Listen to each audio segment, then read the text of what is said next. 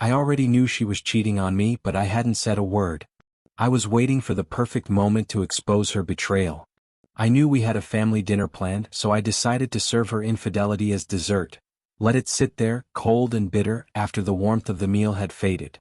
The thought of it simmered beneath my every move that day, a quiet fire I kept stoked while I played the part of the dutiful husband. I had been awake since the sun peeked over the horizon, slicing carrots, dicing onions, and rubbing spices into a big hunk of beef for the oven. My wife, Hannah, was darting around the house too, her energy electric because her folks were coming over. We did not host much, and I wanted this night to shine. Maybe even prove to them I was more than just some laid-back artist who stumbled into their daughter's world. The air in our place was thick with the smell of roasted garlic and fresh herbs, the kind of aroma that hits you right in the stomach and makes you crave a bite before the meal even starts. I had poured hours into getting everything just right, imagining their grins, hoping my father-in-law, Jim, might give me a hearty pat and say, "Nice work, Ben." Looking back, I'm not sure why I expected that. Guess I was a little green. When the doorbell chimed, Hannah grabbed my arm, her eyes sparkling with excitement. "They are here," she said, and my nerves kicked up a notch, tangled with a swell of pride. They burst in loud and lively, Jim's voice rumbling like a truck engine, Linda's gentle chuckle trailing behind, Mark tossing out a sarcastic quip about the drive, and little Sophie slipping in last, quiet as a shadow. I said my hellos, shook hands, handed out drinks. It all felt cozy, like we were stitching together something solid. The dining table was a sight, dishes neatly piled, napkins tucked just so, that roast sitting proud in the middle, steam curling up. I pulled out Hannah's chair like a gentleman, then started to settle into mine. That is when everything flipped. Jim's hand shot out fast, snagging my plate right from under my nose. He slid it over to Mark, who flashed a grin like they had rehearsed this move forever. "You get yours after the big dogs eat," Jim said, his tone low and cutting like he was reading off some rulebook. My hand stopped dead, hovering over the table. I blinked hard, figuring my ears were playing tricks. But the room kept rolling. Forks scraped, Linda asked for the pepper, and there I was, stuck, gaping at the blank spot where my food used to be. I glanced at Hannah. Her mouth was a thin line, her gaze bouncing to me, then skittering away. "It is just how we do things," she mumbled, so soft I almost missed it. How they do things. My chest squeezed tight. I reached for the plate, pure reflex, but her fingers grazed mine, her head shaking quick, shutting me down cold. Mark tore into that roast I had slaved over, smirking like he had scored a touchdown. Jim lounged back, arms folded, staring me down. Linda kept her eyes on her food. Sophie stayed glued to her lap. I wanted to open my mouth, say anything, but the words jammed up in my throat. What do you even throw out there? Hand me my plate back? This is my place? It all sounded flimsy even in my brain. So I sat there, hands parked in my lap, heat crawling up my neck. They dug in, chuckled, swapped tales about Jim's old fishing trips while I just waited like some kid begging for scraps. When they finished, Jim nudged the picked-over serving dish my way. "There you go," he said like he was tossing me a bone. I grabbed it, loaded up a fresh plate, and ate without a word. The flavors turned to dust in my mouth. Hannah would not look at me. I kept replaying it, Jim's growl, Mark's smug face, her hushed "how we do things." Was this what they thought of me? Some guy who did not rate? I chewed slow, each bite stoking something raw, anger, yeah, but also this ache, this fog I could not pin down. I had cooked for them, welcomed them in, and they twisted it into this. I shot another look at Hannah, fishing for a sign, maybe a nod, a touch, but she just sipped her drink and smiled at her mom. The night crawled on, their voices melting into a dull hum. I nodded when I had to, forced a laugh when they expected it, but my head was miles away. By the time they rolled out with their noisy goodbyes and lukewarm thanks, I was already plotting my next move. I did not know what it would be, but one thing was crystal. I was not letting this roll off my back, not this time. Dishes stacked up in the sink, and Hannah started rinsing them while I stood there, still feeling that empty space at the table like a bruise. "They enjoyed the meal," she said like that patched it all up. I did not respond. Could not. My brain was churning, tearing apart every moment of that night. Jim's big dog's jab echoed loud. What was that supposed to mean? I had busted my hump, built this life with Hannah, paid for this house, this food. Was that not enough? I watched her scrub a pot, her posture loose like nothing had gone down. Maybe to her it had not. Maybe this was just their normal. but it was not mine. Besides, she acted as if I still meant something to her, but I knew it was just a game, a performance. I was tempted to expose her, but I decided to play my part. I grabbed a towel, dried my hands slow and careful, and felt something click inside. Not loud, not yet, just a quiet vow to myself. They would see. All of them would. I did not know how, but I would make sure they did. Next morning, I woke up with that dinner still lodged in my gut like a stone. Hannah was already downstairs, humming some tune, pouring coffee like it was any old Sunday. I leaned in the kitchen doorway watching her, waiting for her to bring it up. Something about last night. She did not. She just passed me a mug and smiled, easy as pie, like the world was right. "You good?" she asked, but it sounded more like a quick check than real curiosity.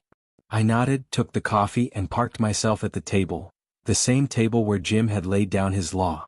"Yeah," I said, keeping my tone even, just mulling stuff over. She did not dig deeper, did not ask what I was chewing on. Maybe she did not want to hear it. Maybe she already guessed. I sipped the coffee, letting it scald my tongue, and decided right there, I was not letting this fade into some weird memory we all dodged around. They had shoved me and I was shoving back. I waited until Hannah ducked out to hit the store. The house went still, just the fridge humming and the clock ticking soft. I hauled out my laptop and started hammering out invites. Nothing fancy, just the basics. Next Saturday, 6 p.m. dinner at our spot. I fired one off to Jim and Linda, another to Mark and Sophie. My fingers paused over the keys before I hit send, wondering if this was dumb, if I was blowing it up too big. But then Jim's voice cut through my head, Mark's grin flashed, Hannah's whisper, "How we do things," and I clicked. Set. No turning back now. Hannah came home, arms loaded with grocery bags, and I jumped in to unpack, playing it cool. "I asked your family over again next weekend," I said, sliding bread into the pantry, eyes off her. She stopped dead, a can of soup in her hand. "Huh." I shrugged, kept my gaze on the loaf. "Just want to keep the good vibes going, show we value them." She frowned like she was not fully buying it, but she did not push back. "All right," she said after a beat and went back to sorting stuff. I could tell she was puzzled, maybe a touch uneasy, but she let it go. That was fine. She would figure it out soon enough. The week dragged and raced all at once. At my desk job, I doodled designs and layouts, my hands moving while my mind wandered elsewhere. I would catch myself staring at my monitor, picturing their faces when they showed up next time. This was not just about food, it was about making a mark, something they would not brush off. At home I got to work. Picked a menu, nothing wild, just good stuff. Grilled chicken, creamy mashed potatoes, crisp green beans, and a pie to cap it off. Of course, I didn't include my dessert with Hannah's betrayal in it. Every time I passed that dining table, I saw my plate vanish, heard Jim's "big dogs" line. I would show them what that meant to me. By Friday I had it locked down. Hit the market, grabbed fresh goods. Chicken straight from the cooler, potatoes hefty in my hands. That night, I marinated the meat, letting the spices soak deep, my hands busy while my thoughts spun. Hannah watched from the living room, book in her lap but eyes on me. She successfully hid her betrayal from me. If she had been a little more careful, I would have never found out she cheated on me. "You are really into this," she said, half joking. I grinned, wiping my hands on a rag. "Got to make it solid, right?" She laughed, and for a moment it felt regular, like we were just a pair prepping for guests. But I knew better. This was not about winning them over anymore. It was about claiming something back, something they did not even realize they had swiped. But I will give them more than they can swallow. Sleep dodged me that night. I kept running it over in my head, every move, every line I would drop. Saturday morning I was up early again, wiping down counters, setting the table, same as before. Hannah pitched in, quieter than usual, like she could smell something brewing. "You sure about this?" she asked once, her voice gentle. I nodded, kept my eyes on the napkins I was folding. "Yeah, it will be fine." She did not press, but I caught her glancing my way a few times, brow creased. I did not mind. The day ticked slow and thick until the clock hit 5, 1 hour left. I checked the chicken sizzling in the oven, stirred the potatoes, made sure it was all set. My hands were steady, but my pulse was hammering. I did not know how they would take it, but I knew they were not expecting this. Not from me, not after I had sat there mute last time, swallowing it like it was nothing. I straightened up, scanned the kitchen, my kitchen, and felt a tight little smile tug my mouth. Bring it on. Let them sit. They would see what I had up my sleeve. The doorbell buzzed right at 6, loud and crisp, slicing through the oven's hum. I wiped my hands on a towel, sucked in a breath and glanced at Hannah. She was fixing her hair, flashing that quick, jittery smile she always did when her family rolled in. "Here we go," she said, and I nodded, feeling the heft of what was coming. I swung the door open and there they were, Jim with his wide grin, Linda toting a bottle of red, Mark slapping my shoulder like we were pals, Sophie drifting in behind, head low. "Smells awesome, Ben," Jim bellowed, brushing past me without a pause. I forced a grin, said, "Thanks," and let them file in. The air already felt charged, like they had dragged last week's mess in with them. But this time I was ready. We sat down fast. Hannah kicked off the chatter, asking about Linda's flowers, giggling at Mark's lame truck tale. I stayed low-key, pouring water, passing rolls, keeping my hands moving. The table was set sharp, plates stacked clean, food steaming center stage. Jim was already kicked back, arms crossed, spinning some yarn about a fish he had hooked years back. Mark jumped in, laughing, "Better grab my share before Ben hogs it all." I felt Hannah stiffen beside me, but I did not twitch. Kept my eyes on the chicken, biding my time. They were settling in, getting cozy, thinking this was just another night. That is when I made my play. I stood up smooth, grabbed the stack of plates. Jim's eyebrow quirked, but he held his tongue. I stepped to Linda first, slid a plate down and scooped mashed potatoes onto it. "Here you go," I said, voice level. She blinked up, caught off guard, but murmured, "Thank you." Next was Sophie. She eyed me like she did not get it, but I gave her a nod, piled her plate with chicken and beans. Then Hannah, I served her slow, deliberate, letting the room soak it in. She stared, her fork dangling midair, but she did not stop me. The guys were last. I dropped empty plates in front of Jim and Mark and stepped back. "You eat after the ladies," I said, locking eyes with Jim. The words landed heavy, clear as day. I sat down, grabbed my fork and took a bite of my food. "It is how we do things," I added, quiet and cool, tossing Hannah's line back from last week. The room went silent as a graveyard. Jim's face flared red, his jaw clamping like he was biting back acid. Mark froze, a half-laugh stuck in his throat, staring at his bare plate like it was a riddle. Linda's eyes bounced between me and Jim, her fingers fussing with her napkin. Sophie gawked at her food, a tiny flicker at her mouth like she might grin but did not dare. Hannah's breath hitched and I felt her shift, but she stayed quiet. I kept eating, slow and steady, letting them stew in it. Jim finally leaned in, his voice gravelly. "What is this nonsense, Ben?" I swallowed, met his glare. "Just dishing out dinner," I said. "Thought I would mix it up." Mark snorted, but it sounded fake. "You trying to be a clown?" he asked, nudging his plate away. I shrugged. "Nope. Just running it my way this time." Jim slammed a hand on the table, not loud but enough to rattle the glasses. "This is my daughter's house and you pull this garbage?" I did not flinch. "It is my house too," I said, keeping it even, "and I cooked, so I say who eats when." His eyes narrowed, sizing me up, testing if I would cave. I did not. Took another bite, the chicken hitting my tongue better than it should have with all that heat bearing down. Linda cleared her throat, soft and edgy. "It is okay, Jim, let us eat."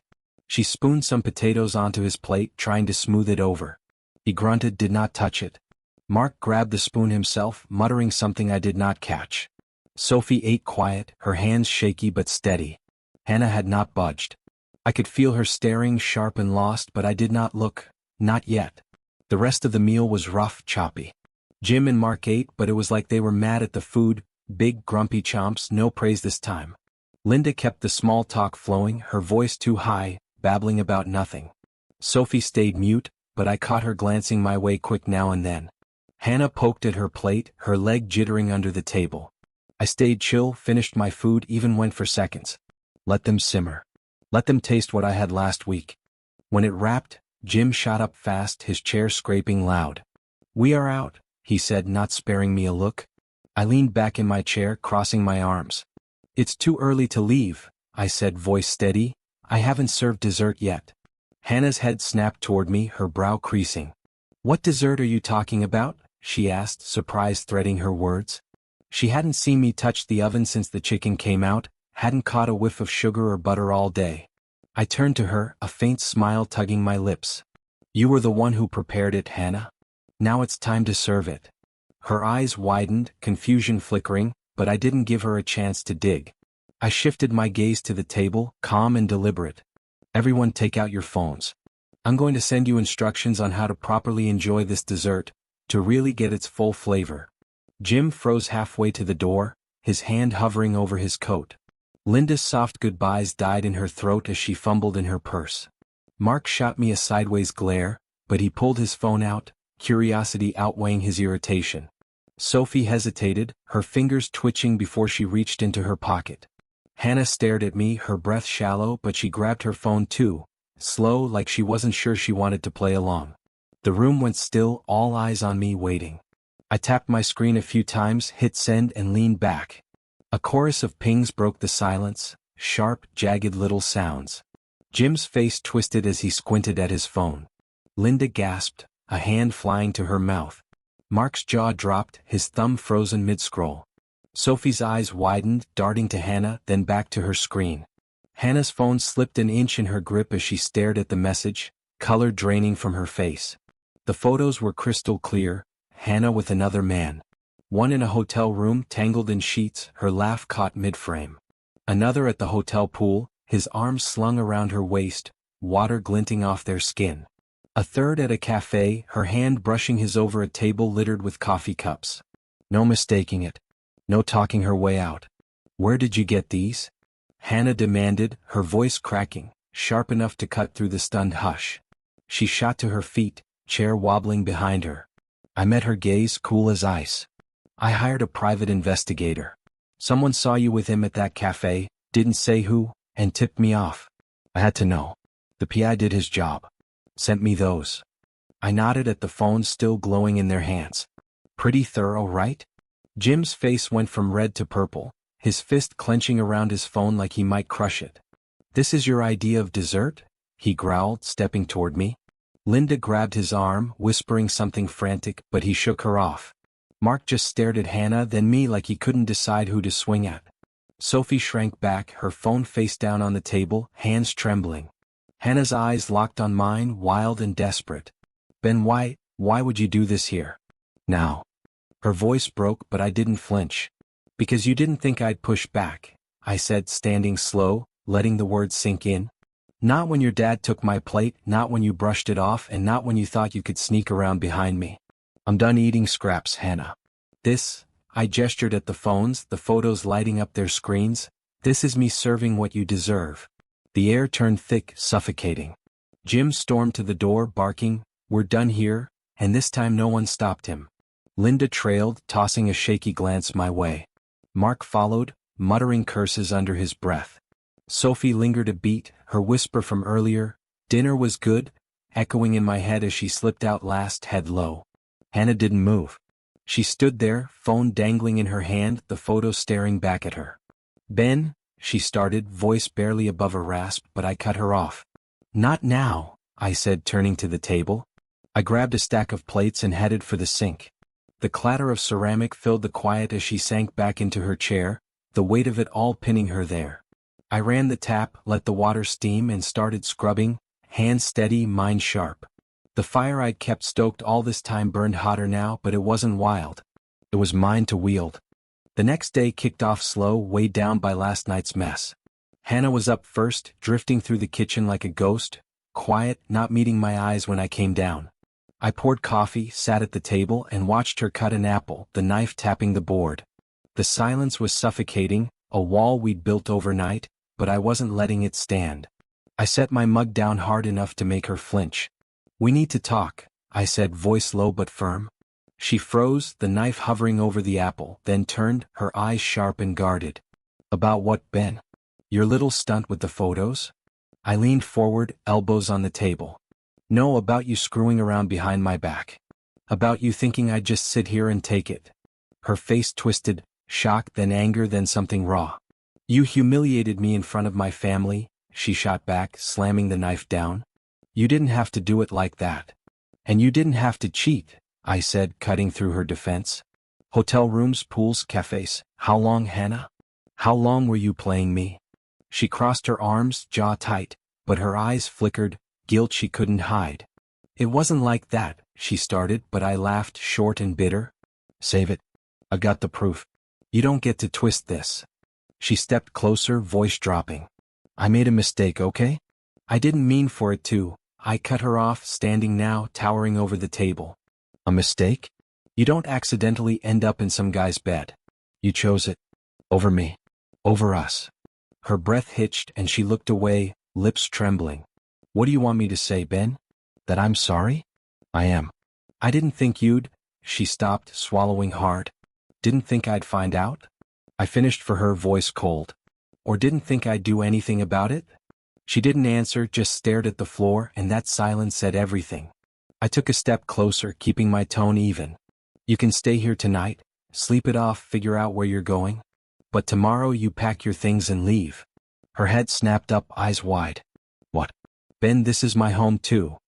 Not anymore, I said, cutting her off. We've got a prenup, Hannah. You signed it. Infidelity clause, caught cheating, you're out. No claim to the house, nothing. You're done here. Her mouth opened, then shut, like she was scrambling for a comeback but couldn't find one. The reality hit her hard, she paled, hands dropping to her sides. Ben, please, she whispered, voice breaking. We can work this out. Oh. No, I said, final. You made your choice. Now live with it. I turned, grabbed my keys from the counter and headed for the door. I've got somewhere to be. Be gone by tomorrow. She didn't follow, didn't call out. Just stood there, rooted as I walked out, the door clicking shut behind me. My phone had buzzed earlier, snapping me out of the haze, and I'd checked it. Sophie texting short and straight. Can we talk? Just us. My gut twisted. I typed back. Yeah. Where? She'd shot back quick. Park by the school. 11. It was 9:30 now. I didn't tell Hannah where I was going, didn't owe her that anymore, and hit the road. The drive to the park was short, but my head was a whirlwind. Hannah's betrayal still burning, Sophie wanting to talk after last night. I didn't know what was coming, but it felt big. I got there early, parked by the school, and walked to the benches near the slides. It was chilly, that March bite in the air, and I zipped my coat, hands jammed in my pockets, waiting. She pulled up right at 11, her car easing in slow like she was second-guessing it. She stepped out, bundled in a gray jacket, hair pulled tight. She looked jittery, her eyes scanning before locking on me. Hey, I said, keeping it easy. She nodded small, walked over and sat on the bench, not too close. Thanks for coming, she said, her voice wobbly, barely there. I nodded, waiting. She stared at her hands, twisting her fingers, then sucked in a breath. I wanted to say thanks. For last night. I blinked, thrown off. Thanks? I repeated, not sure I heard right. She nodded, eyes down. Yeah. What you did, serving us first, it hit me. Her words dangled there and I didn't know how to grab them. I'd done it to push back, not to spark something for her. But the way she said it, raw, real, made me sit up. Hit you how? I asked, keeping it gentle so she wouldn't clam up. She swallowed, flicked her eyes to me, then away. It's tough to explain. Mark, he's not like you. He calls all the shots, what I wear, who I talk to, what I say. And Jim, he always has his back, like it's fine, like I'm supposed to just deal. My chest tightened. I'd seen Mark's smirks, heard his dumb cracks, but this was heavier. Sophie, I said, leaning in a bit, I didn't know. She shook her head fast. Nobody does. I'm good at keeping it under wraps.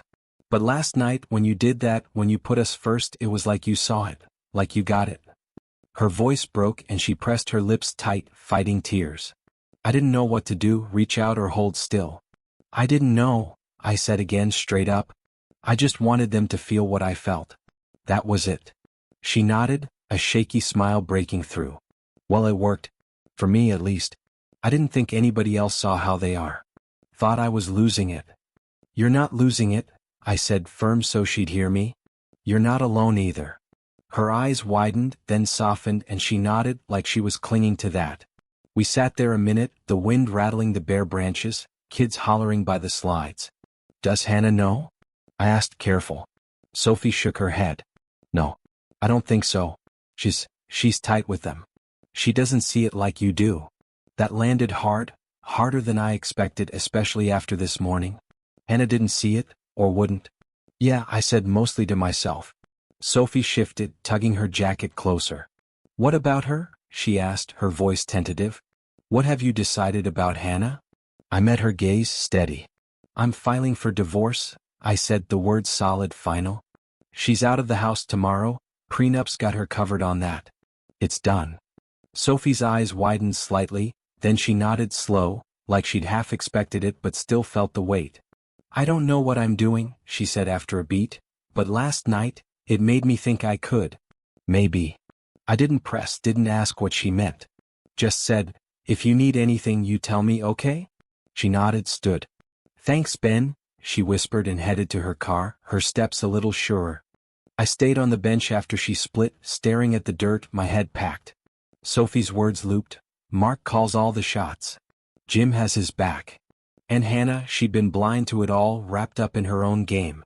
I thought about last night, Sophie eating steady, her quiet good as she passed. I'd sparked something without knowing. Then this morning, laying down the line with Hannah, cutting her loose, setting the divorce in motion. It felt right, final. I drove home slow, the weight settling in. Hannah was on the couch when I walked in, reading, still quiet. Run done? She asked, eyes on her book, voice flat. Yeah, I said, dropping my keys on the counter. Make sure you're packed by morning. She stiffened but didn't look up. I hit the kitchen, poured water I didn't drink, and let Sophie's voice linger, her shaky hands, her soft thanks. I'd wanted to take something back last night and I had. But I'd cracked something open too, something bigger than I'd planned. Didn't know how to shut it, or if I even wanted to. The next day kicked off slow, weighed down by last night's wreckage. By mid-morning Hannah was gone, her bags packed, her car loaded, the door shutting soft behind her as she left without a word. I'd watched from the kitchen window, coffee cold in my hand as she hauled her suitcase down the drive. She didn't look back. The house felt hollow now, her absence echoing louder than her presence ever had. I'd told her to be out by morning and she'd followed through, no fight, no plea, just quiet resignation. The prenup had sealed it, she knew she had no ground to stand on. The phone rang late that afternoon, shrill and jarring through the empty hush. I was in the living room, sketching aimlessly on a pad, trying to keep my hands busy, my mind off the photos, Jim's red face, Sophie's shaky thanks. I grabbed the phone, expecting a work call to pull me out of the spiral. Hey, I said, keeping it neutral, pencil still hovering. You think you're slick, huh? Jim's voice hit like a brick, gruff, no preamble, pure venom. I sat up, pencil dropping to the table with a faint clatter. Jim, I said, voice steady though my gut tightened. He didn't waste time. That garbage you pulled last night, those pictures, you shamed my daughter in her own house. You're a poison, Ben, tearing my family apart. I took a slow breath, gripping the phone. I didn't tear anything, Jim. Hannah did that herself, cheating, lying. I just served the truth. He barked, a laugh, harsh and jagged. Truth? You're a mistake, kid, a soft little nobody she should have never tied herself to. And this is exactly why she couldn't resist and cheated on you. You're no man for her. That landed like a punch, sharp and deep. I could picture him in his cluttered garage, pacing, spitting the words he'd probably rehearsed all day. My knuckles whitened around the phone. If I'm such a mistake, I said, slow and cold, why'd she stay with me this long? Maybe you should ask why she ran to someone else instead of talking to me, or you. He went silent for a beat and I thought I'd struck something, but then he came back, voice low and cutting. Keep telling yourself that. She's my blood, Ben. She'll see you for what you are, a weak fool who thinks a stunt like that fixes anything. You're done. The line went dead, a flat beep ringing in my ear. I set the phone down slow, hand steady now, Jim's words clawing at me. Mistake. Wait. Why she cheated. I wanted to shake it off, call it his rage talking, but it stuck, mixing with the doubt I'd already been wrestling since last night. I got up, paced the living room, socks whispering on the rug. The sketch sat there, half-formed, pointless. Last night, with those photos, I'd felt in control, reclaiming what was mine. Now, it felt like I'd just lit a match and watched the whole thing burn down. Jim wasn't just some loudmouth anymore. He was her father, her anchor, and he'd planted a seed I couldn't uproot, that I'd driven her to it. I hit the kitchen, poured water I didn't drink, and replayed it all. Her distance after the first dinner, her silence when I flipped the table on them, the photos sealing the end. Was he right? Had I been too soft, too blind until it was too late? My head spun, but one thing cut through. She was gone now and I wasn't letting this drag me under. I grabbed my phone again, scrolled to my lawyer's number and dialed. "Hey Mike," I said when he picked up, keeping my voice level. "I need you to start on divorce papers. Hannah's out, caught her cheating, prenups in play. Can you get it moving?" He asked a few quick questions, dates, details, and said he'd have a draft by Monday. "Thanks," I muttered and hung up, the weight shifting, settling into something solid. Late Thursday night, the doorbell jolted me from the quiet.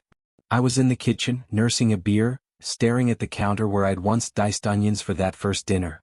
The sound was sharp, unexpected, and I set the bottle down, heading to the door. I opened it without hesitation, half expecting a neighbor.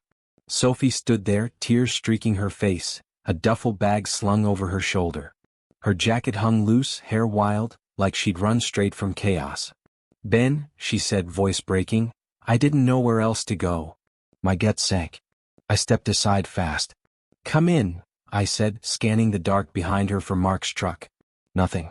She stumbled in, trembling, and dropped the bag by the couch, sinking into it, hands over her face.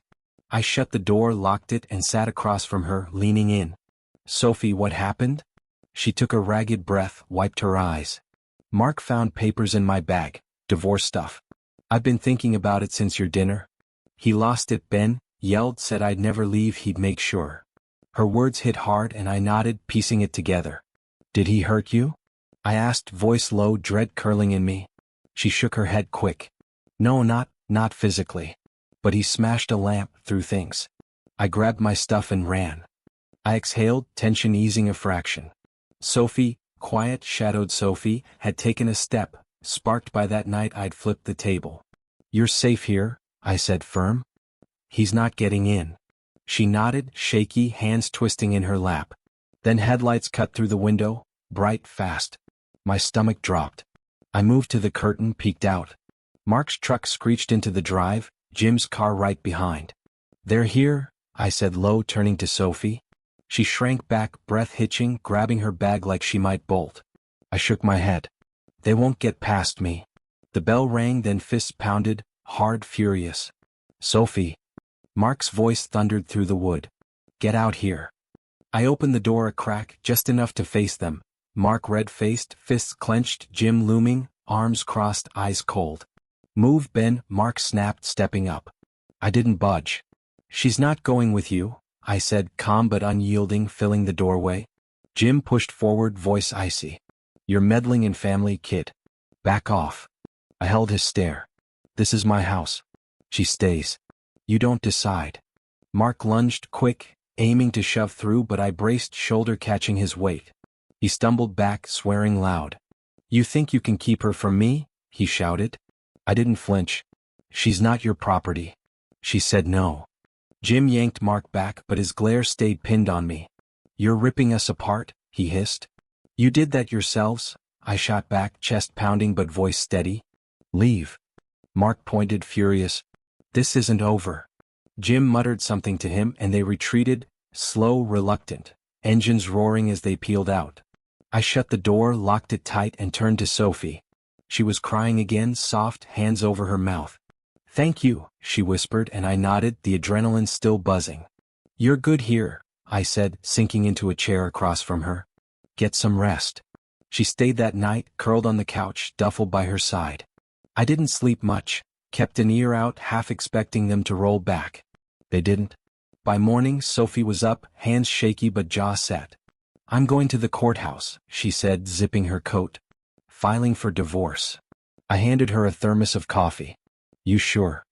I asked, not doubting, just checking. She nodded, firm. "Yeah. Can't go back." I walked her to the door, watched her drive off, her car crunching down the quiet street. The house fell silent again, but it didn't feel as heavy now. I grabbed my phone, texted Mike, "How's the divorce coming?" He replied fast, "Papers ready to sign tomorrow." I set the phone down, leaned on the counter, and felt a shift. Hannah was gone, Jim's words were just noise, and I was still standing. I poured another coffee, sat at the table, my table, and started sketching again. Not aimless this time, clean lines, a new design for work. It felt good, like reclaiming something small but mine. The next few weeks moved steady, quiet but not empty. I signed the divorce papers Tuesday, dropped them off with Mike, and felt the weight lift a notch. Work picked up, Clients liked my latest drafts, deadlines kept me sharp. I started running again mornings before dawn, the cold air burning out the last of the fog. Sophie texted sometimes. Updates on her filing her new place across town. "Thanks for that night," she wrote once. "Kept me going." I smiled, typed back, "You're tougher than you think." One afternoon Linda called, out of the blue. I was in the kitchen, chopping vegetables for a solo meal. "Ben," she said, voice soft but sure, "I left Jim. Staying with a friend." Sophie's move, it woke me up. I paused, knife still. "Wow," I said, surprised but not shocked. "You okay?" She sighed. "Getting there. Been a long time coming." We talked a bit, short, real, and when she hung up I stood there processing. The family I'd fought to fit into was cracking apart, but not because of me. They'd built it on sand. That night I cooked. Nothing fancy, just chicken and greens, but it was mine, no one to swipe it, no one to judge. I ate at the table, the empty chairs a reminder, not a wound. Jim's call echoed sometimes, mistake why she cheated, but it didn't stick. I wasn't that guy anymore. I'd lost Hannah, sure, but I'd found something else. My spine, my space. I cleaned up, sketched late, and slept solid, no ghosts in the dark. Weeks later I got a call from a gallery downtown, saw my work online, wanted a piece for a show. I said yes, grinning like an idiot after. That night I sat at the table again, beer in hand, sketchpad open. The house wasn't silent now, it hummed with my life. Pens scratching, coffee brewing, footsteps that were just mine. I'd fought for my spot, not with them but for me, and I had it. The betrayal had gutted me, no lie, but I'd stitched it up, step by step. I took a sip, turned the page and kept going, forward not back.